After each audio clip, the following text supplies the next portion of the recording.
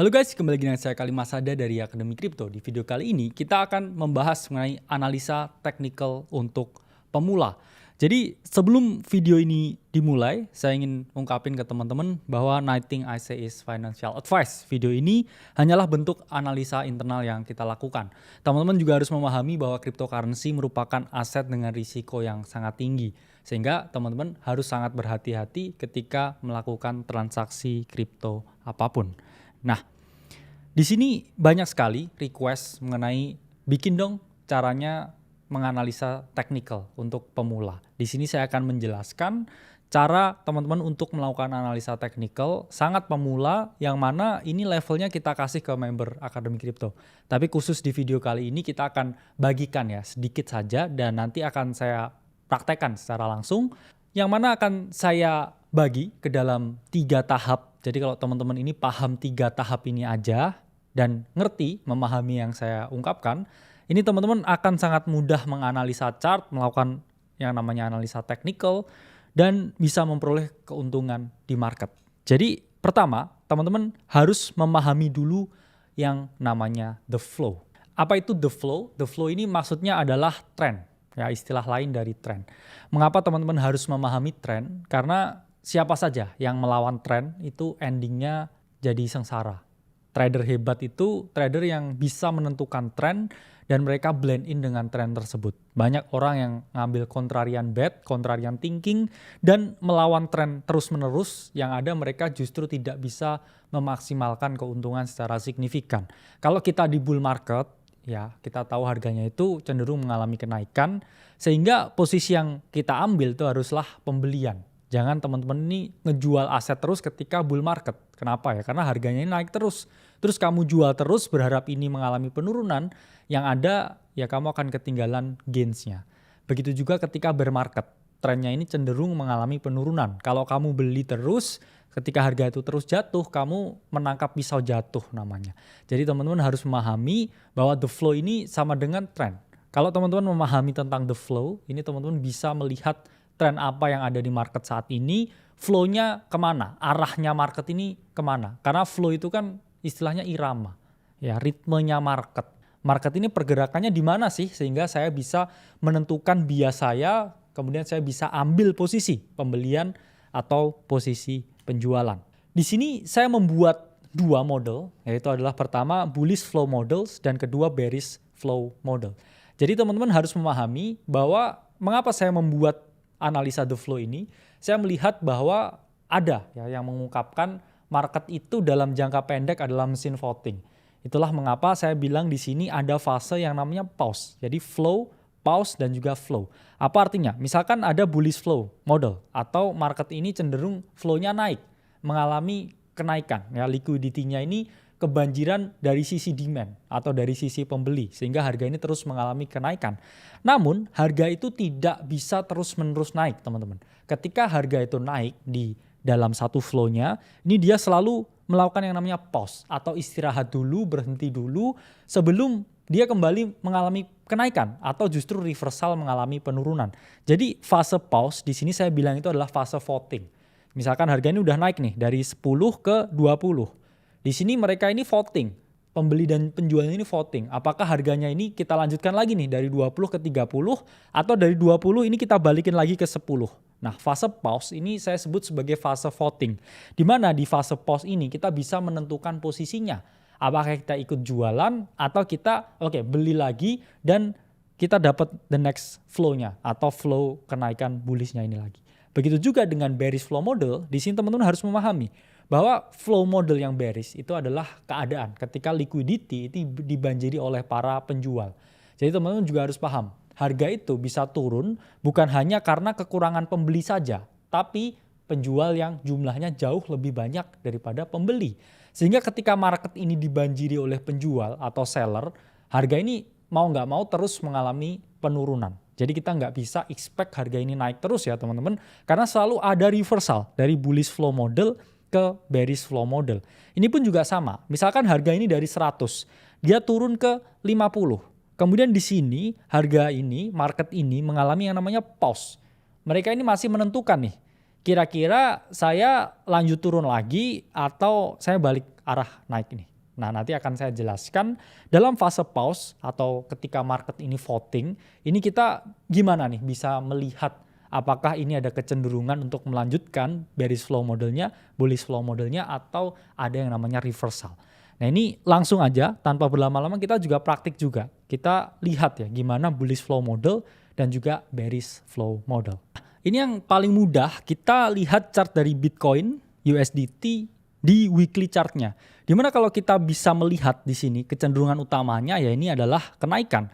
Karena kalau kita tarik aja ya garis lurus dari bawah ke atas, ya ini kita bisa melihat satu hal bahwa harga cenderung naik.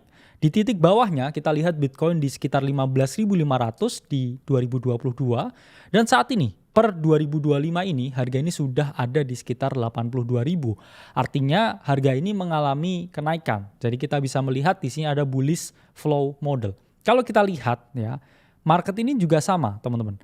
Di sini dia mengalami kenaikan nih ya, ini kenaikan. Nah, kemudian setelah dia mengalami kenaikan, dia di sini pause dulu ya. Pause ini apa? Artinya dia tidak melakukan apa-apa ya setelah dia mengalami kenaikan. Di sini pause ya, ini flow ya. Terus ini pause lagi di sini. Dia diem, oke? Kemudian dia melanjutkan lagi yang namanya kenaikan lagi ya, flow lagi. Nah, terus kemudian di sini ya dia pause lagi ya atau voting dulu. Marketnya ini kira-kira mau dibawa naik lagi atau enggak ya. Jadi sesimpel itu ya. Kalau kita melihatnya di sini dia flowing lagi nih, oke? Nah, di sini dia juga pause lagi. Nah, di sini pun kita juga bisa melihat ya flow lagi dan sekarang ya ini market lagi pause atau voting lagi nih. Kira-kira harga ini mau ditarik turun ke bawah atau Bitcoin akan melanjutkan lagi flow-nya untuk sisa cycle ini hingga sampai 120.000 atau lebih ya. Jadi teman-teman ini bisa kelihatan ya bahwa selalu ada yang namanya flow, pause, flow, pause, flow, pause, flow, pause, dan possible flow lagi. Kalau trennya nggak berbalik arah.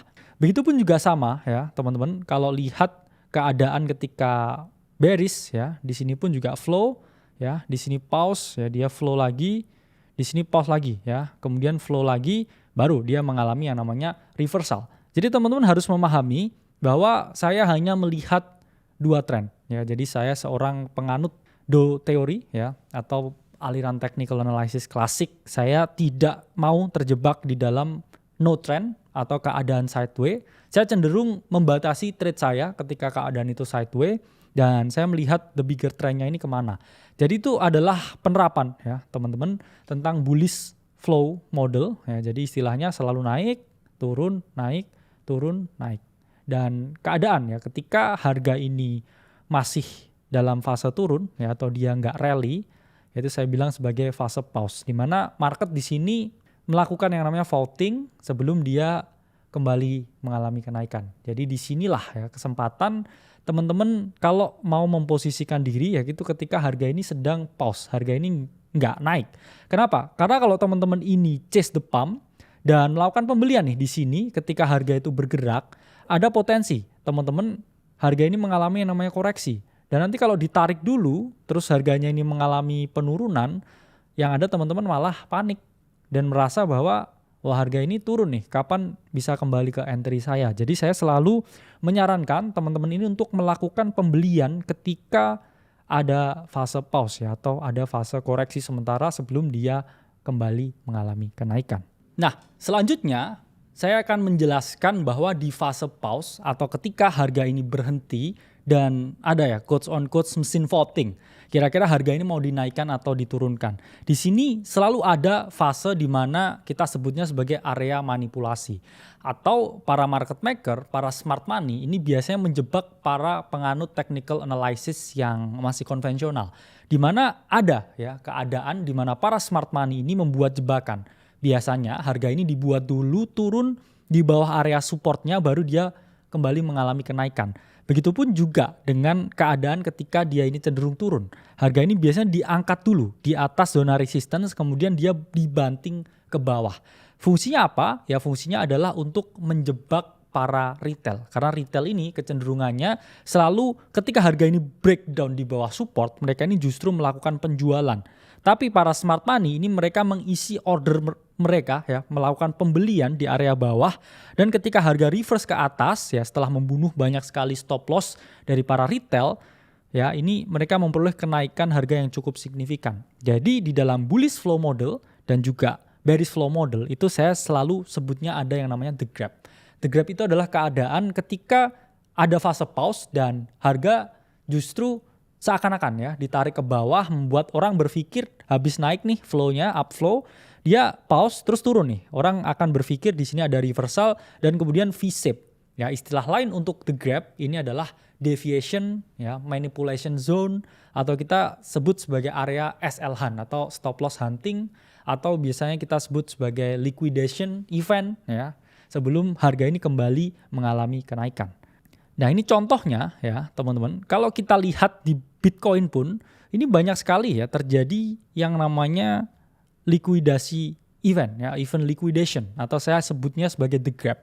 Misalkan dari sini ya kita bisa ngomong ya, ini ada upflow atau kenaikan harga ya dari sini. Nah, ini kenaikan harga. Oke. Kemudian di sini ya, ini kalau teman-teman melihat ini adalah fase di mana harga ini mengalami yang namanya konsolidasi nih di sini ya. Nah, teman-teman bisa lihat nggak kalau teman-teman gambar support di sini ya, ini adalah area manipulasi yang sangat amat signifikan ya di sini. Nah, ini biasanya ketika orang lihat upflow terus harga turun di sini, orang mikirnya apa? Wah, ini market akan lanjut turun nih. Akan lanjut turun kemana? Ya biasanya orang-orang mikirnya dia akan tes lagi range bawahnya sini. Namun apa yang terjadi ya dengan the grab? Harga justru mengalami yang namanya V-shape recovery. Dia V-shape kembali ke area utama ya, return to origin, dan boom, mengalami kenaikan. Begitupun kalau kita bahas ya, banyak sekali ya potensi the grab ini. Di sini pun juga sama ya. Ini juga keadaan di mana ada liquidity hunt ya, atau proses hunting liquidity, break below support, dan kemudian dia melakukan V-shaping kembali ke atas. Ini pun juga sama ya. Kalau kita ngomong konsepnya di Bitcoin atau market kripto lain, ini bisa teman-teman terapkan ya, bahkan di altcoin juga. Ini juga keadaan di mana ada yang namanya the grab atau manipulasi. Orang kalau lihat ya weekly chartnya di sini ya, ini pasti mikir it's over ya. Namun kemudian harga ini mengalami V-shape ya, kembali naik ke atas. Ini pun juga sama ya, di dalam range ini ya, ini pun juga ada stop hunt yang sangat saya bilang ya manipulatif ya di sini. Orang akan berpikir harga ini turun, jatuh ke bawah ya, tapi dia malah V-shaping rally ke atas. Jadi teman-teman harus paham ya, di market kripto itu selalu banyak manipulasi, sehingga teman-teman juga harus berhati-hati untuk menentukan posisi. Jangan sampai teman-teman ini jadi bottom seller atau mereka justru short position di sini. Mikirnya ini breakdown dan Bitcoin drop ya ke bawah 40.000, tapi malah V-shaping ya, liquidity rendah. Orang-orang yang pasang long di sini stop loss-nya ke likuidasi dulu dan harga itu kembali mengalami kenaikan yang signifikan. Teman-teman udah memahami mengenai the flow, selanjutnya saya akan ajari mengenai the pattern. Saya bilangnya the pattern ini adalah suatu alat untuk konfirmasi. Saya tadi udah jelasin, ada upflow, ada downflow ya, atau keadaan naik, keadaan turun. Nah, ketika fase pause atau fase voting di market, nah di situ biasanya kita bisa melihat pattern tertentu atau pola-pola yang ada untuk mengkonfirmasi apakah ini lanjut naik atau ini justru mengalami penurunan. Ada beberapa ya pattern yang saya sukai. Pertama tadi yang udah saya jelasin ya, mengenai the grab. Di mana the grab ini bisa terlihat dalam keadaan yang bullish atau bearish. Kadangkala ya harga ini drop di bawah support, kemudian dia kembali lagi return to origin ke area utamanya, dan di sini teman-teman bisa mengambil posisi long on reclaim, atau ketika dia udah break above ya, di sini teman-teman ambil posisi long dan target ya range high-nya. Begitu juga ketika harga ini cenderung turun dan dia mengalami yang namanya bearish ya, the grab, dia seakan-akan akan reverse ke atas, tapi dia justru mengalami penurunan. Teman-teman bisa melakukan yang namanya short on reclaim, atau teman-teman short ketika harga ini turun ya, dan targetnya yaitu adalah low di bawah sini. Jadi ini adalah bullish the grab dan juga bearish the grab yang sudah saya ajarin ya ke teman-teman. Jadi kalau kita lihat ya, balik lagi chartnya seperti ini ya, ini bullish the grab, ini pun juga bullish the grab. Keadaan di mana harga ini dijebak ya teman-teman untuk mengalami seakan-akan penurunan. Jadi kalau dia dalam keadaan upflow atau mengalami kenaikan dan kemudian ada support yang seakan-akan terjebol seperti ini, saya bilangnya adalah bullish the gap. Ini ketika dia harga ya kembali ke range-nya lagi, ini adalah konfirmasi untuk melakukan pembelian sama seperti ini ya. Jadi teman-teman buy ketika harga ini kembali ya ke area originnya di sini ya. Ini adalah kecenderungannya buy. Nah, teman-teman bisa beli nih di sini ya ketika harga ini udah masuk lagi ya ke dalam range-nya. Jadi ini adalah keadaan ya, atau skema atau skenario di mana teman-teman long on reclaim. Nah, pattern kedua ya, ini biasanya saya lihat sebagai pattern continuation juga. Itu adalah bullish bouncing ball di mana ada kecenderungan nih di market crypto di mana harga ini karena skema pump and dump itu banyak sekali di market, harga ini biasanya breakout ya, menembus trend line-nya dan kemudian dia slowly decreasing in price and volume. Jadi kemudian setelah harga ini naik, dia mengalami penurunan bertahap sesuai dengan volume yang mengalami penurunan dan ketika harga ya ini retest di wedge-nya, ini teman-teman bisa melakukan pembelian. Begitu juga ya di sini ketika harga broke below, harga ini biasanya slowly ya increase in price and decreasing in volume. Dan di sini teman-teman bisa ambil potensi ya untuk melakukan yang namanya short selling. Karena ini adalah pattern-pattern yang sering sekali ya terjadi di market crypto dan ini adalah cenderungan ya untuk adanya continuation. Selanjutnya ya teman-teman, ini adalah pattern favorit saya yang hampir selalu saya tradingkan ya, terutama ini adalah bullish triangle revival. Apa ini bullish triangle revival? Ini adalah pattern pembalikan arah yang sangat sering terjadi ke berbagai altcoin yang ada di market. Biasanya harga ini mengalami penurunan setelah harga ini melakukan ICO atau setelah listing ya, dicek. Kemudian orang-orang biasanya di sini jual ya airdrop mereka, terus harga boom turun 50%, 60% dan kemudian dia ini sudah jenuh mengalami penurunan. Baru setelah dia jenuh mengalami penurunan ya, dia mulai membentuk nih di sini area support melalui lower wedge-nya dan ini adalah kesempatan kita ya untuk melakukan pembelian sebelum dia mengalami yang namanya big breakout. Nah, ini contoh ya teman-teman di mana ini ada koin yang namanya IP atau story protocol. Kita juga bikin call khusus untuk member-member Akademi Kripto di dalam. Jadi teman-teman yang mau bergabung ke membership Akademi Kripto bisa langsung bergabung karena kita akan menyediakan ya berbagai trade idea seperti ini dalam 2-3 kali satu minggu. Bisa lebih juga tergantung keadaan market. Ini adalah chart dari IP atau story protocol yang mana kalau teman-teman ngomong ya, dia di hari perilisan 13 Februari dia mengalami penurunan. Cukup dalam penurunannya. Kalau kita lihat dari area atasnya, IP ini mengalami penurunan sampai 55%. Dan ini yang saya sebut sebagai ascending revival ya. Setelah harga ini mengalami penurunan ya, dia kemudian mengalami fase yang namanya proses ya recovery harga, teman-teman. Nah, di sini ini ada kecenderungan teman-teman ini bisa melakukan pembelian ya. Kalau kita lihat di sini ada flat resistance ya. Ini adalah pattern favorit saya ya. Harga ini biasanya ya dikasih turun dulu ya, kemudian dia seperti senyuman ya, senyuman joker kalau kita ngomong. Nah, di sini area bawah ini adalah area di mana kita melakukan yang namanya pembelian ya. Jadi kita buy on the low area sebelum harga ini berpotensi mengalami yang namanya revival ya. Jadi kalau kita ngomong ya ini IP, ini contohnya bullish triangle revival ya. Ini kita melakukan yang namanya pembelian. Dan kita bisa place ya a long position atau kita ngomongnya posisi pembelian nih ya teman-teman di area bawahnya ya. Terus stop loss-nya kita bisa set ya di bawah area low-nya ya. Jadi kita identifikasi swing low-nya di mana dan kita bisa let the profit run ya. Kalau kita pasang ya di sini, ya ini gede ya breakout-nya, gede sekali. Nah, ini bisa teman-teman dapatkan yang namanya risk to reward ya, 1/20 ya, 1/15 ya, tergantung setup trading yang teman-teman miliki ya. Jadi kita juga call ya, story protocol di Akademi Kripto ketika harganya ini di 1,5 ya kalau nggak salah dulu.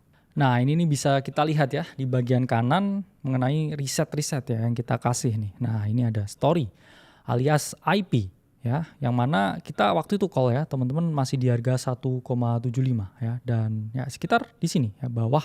Jadi kita identifikasi waktu itu ada yang namanya pre-breakout pattern ya.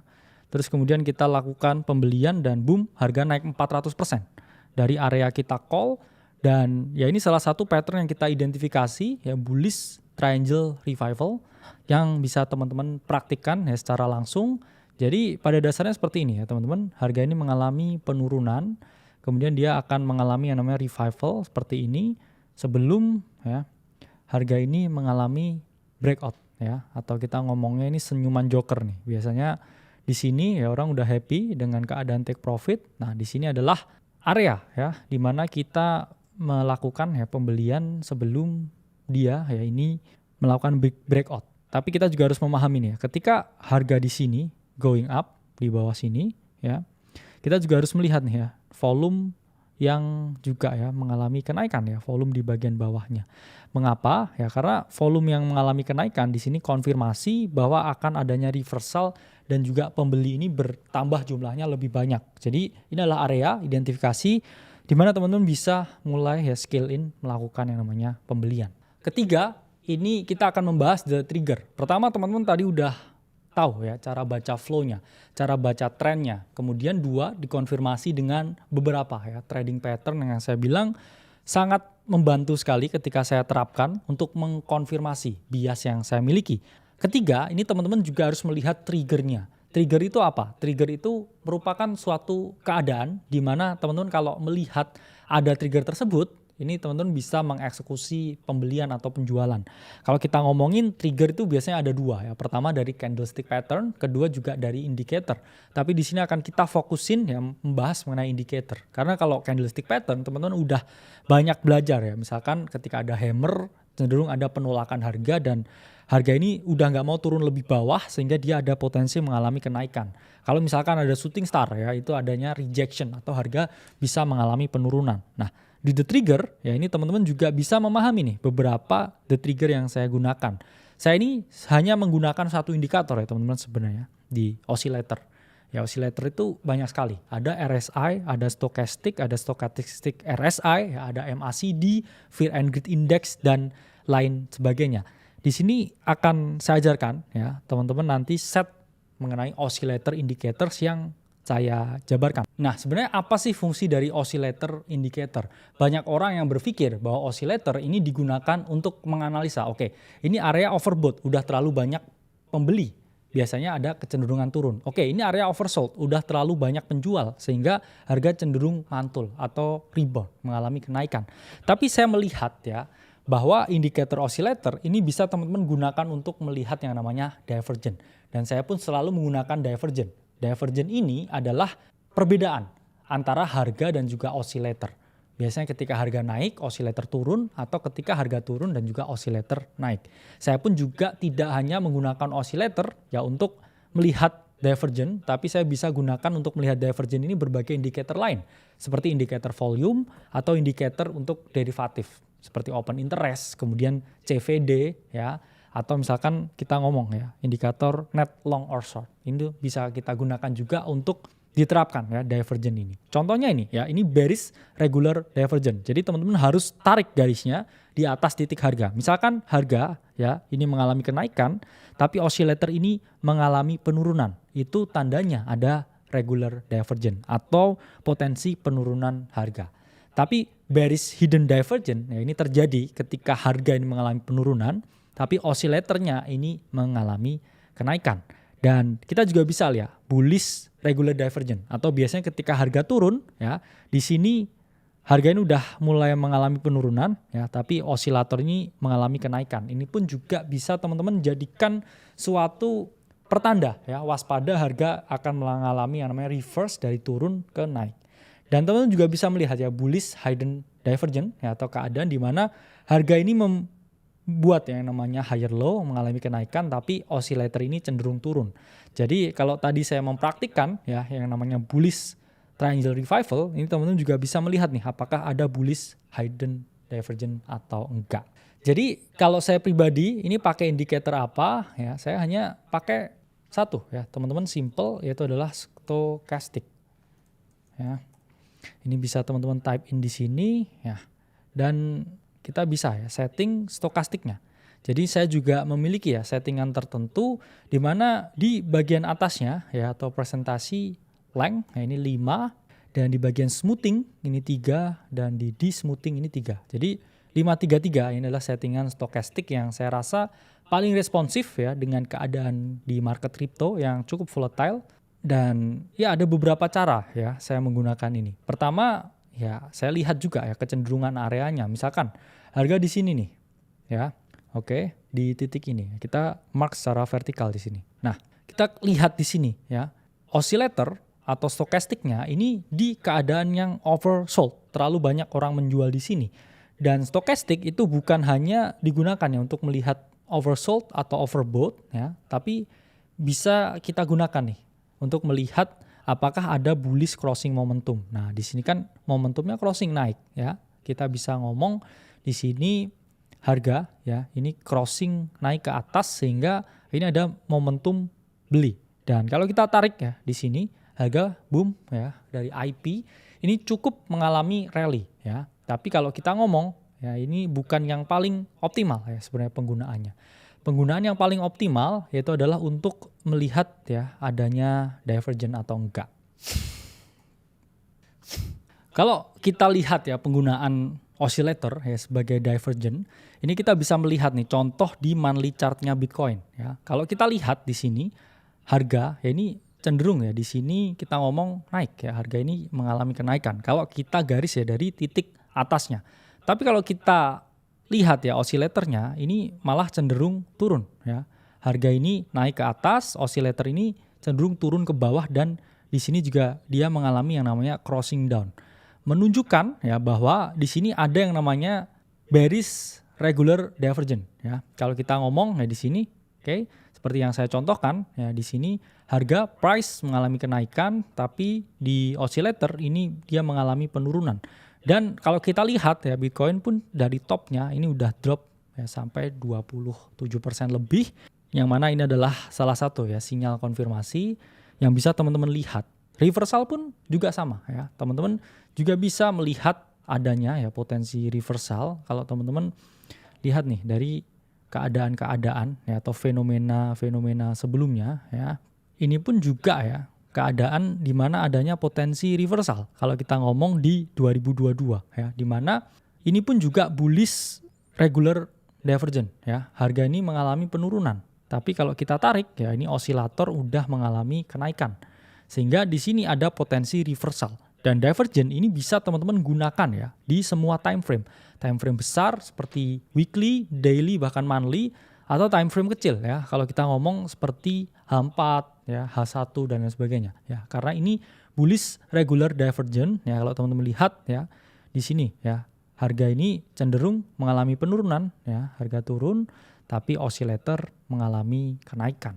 Dan ini suatu analisa ya yang bisa teman-teman terapkan dan harus dilatih terus-menerus. Jadi itu 3 step simple untuk analisa teknikal kripto secara pemula. Mungkin kesannya ini simple ya, hanya analisa the flow, the pattern, dan juga the trigger. Tapi saya udah lakukan ya analisa ini bertahun-tahun, dan saya pribadi ya menemukan hasilnya dari analisa yang saya lakukan. Jadi saya harap teman-teman juga bisa mengambil pelajaran dan juga beberapa teori dari yang saya sampaikan untuk nanti teman-teman praktikkan sendiri secara langsung. Namun teman-teman juga harus paham nih ya, ketika mempraktikkan itu nggak bisa hanya dalam 1-2 hari. Teman-teman ini paham bahwa ini game yang panjang, ini maraton, ya bukan sprint, dan teman-teman harus terus berlatih melihat chart dan juga melakukan technical analysis untuk bisa memahami nanti lebih jago daripada saya, sehingga teman-teman bisa menavigasi market sendiri dan bisa memperoleh keuntungan secara mandiri. Semoga video ini bermanfaat. Saya Kalimasada dari Akademi Kripto. Sampai berjumpa di video selanjutnya.